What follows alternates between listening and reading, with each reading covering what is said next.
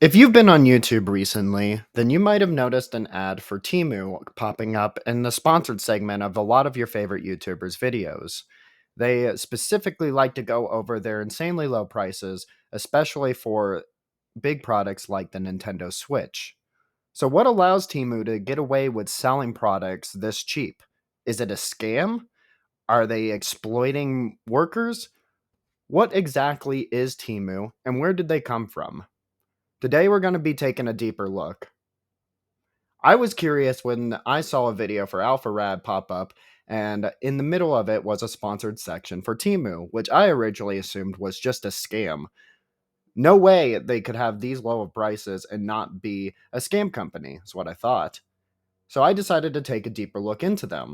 I found that they are owned by a company called PDD Holdings, which is run by two main figures, Li Chen and Jizen Zhao. Li Chen, I was not able to find much information about online, period.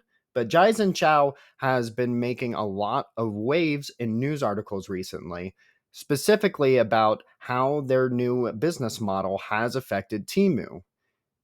They introduced a business model that is supposed to bypass the middleman completely and allow them to basically become the new middlemen, connecting the consumer directly to the factory in which they're purchasing their product from.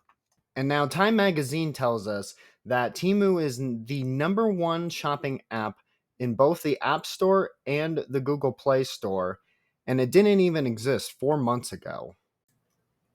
They then go on to tell us that in those 4 months, they have received over 30 complaints to the Better Business Bureau and now have a BBB customer rating of less than 1.5 stars. To put that into perspective, that puts them on par with Excel Energy in just 4 short months. Now, BBB rankings aren't everything, and if we actually scroll through the BBB complaints on the website, we can see most of them are about people who are having issues getting a refund or just did not receive their item on time. General business stuff, and every single one of them has received a response from a business executive from Temu itself. So, is Temu legit? Well, let's go ahead and take a look at a sister company also owned by PDD Holdings. This one is known as Pinduoduo, and this is an agricultural e-commerce website. Pinduoduo first came under scrutiny back in 2018 when people started reporting that they received counterfeit listings rather than what they actually paid for. Pinduoduo tried responding by shutting down over 1,000 stores and blocked over 4,500,000 suspected fraud accounts, taking down a total of 4 million listings. However, this did not stop the counterfeit products from emerging on the website, and eventually in 2023, Pinduoduo was removed from the App Store due to safety concerns when people found malware in the app. Shortly after is when we see Temu emerge. So I went back to the Google Play and Apple Store review section, expecting to find complaints about counterfeit items. However, instead, it seems the main complaint is about the referral system Temu has set up, where you earn points for referring friends to the app, and then you can redeem those for free items. Many people call it straight up a scam, or many people tell you that you have to pay in order to use the points that you redeemed. Either way, it was not about knockoff items or receiving any sort of counterfeit. So that made me wonder how Temu is able to get these brand name items for so cheap. Recently, there's been growing evidence that any piece of clothing made in China is connected to the Chinese Communist Party's genocide of the Uyghur people. Right now, there are hundreds of thousands of Uyghur people being forced to work in Xinjiang's cotton fields.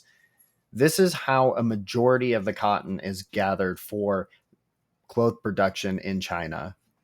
And with Temu working with over 30,000 individual suppliers in China, it is quite likely that any clothing bought off the Temu app is made using forced labor or child labor. Legally, I can't say that with 100% certainty. It is quite possible that Temu has used their resources in order to ensure that there is no forced labor or child labor involved with the making or selling of their products. However, it seems much more likely to me that TEMU does a blind eye approach to this business strategy, where they simply act as the middleman for this purchase, no questions asked on where it came from or where it's going. That's where I'm going to leave it for this video. I'm going to let you guys form your own opinion on whether you should use TEMU or not, and I'll leave all of the links down to the research that I did in the comment below. If you guys want to see more videos like this, let me know. This is outside of what I typically do on this channel, but it seemed like an important issue and I wanted to go ahead and jump on it. Thank you guys so much for watching, and as always, I'll see you in the next video. Bye-bye.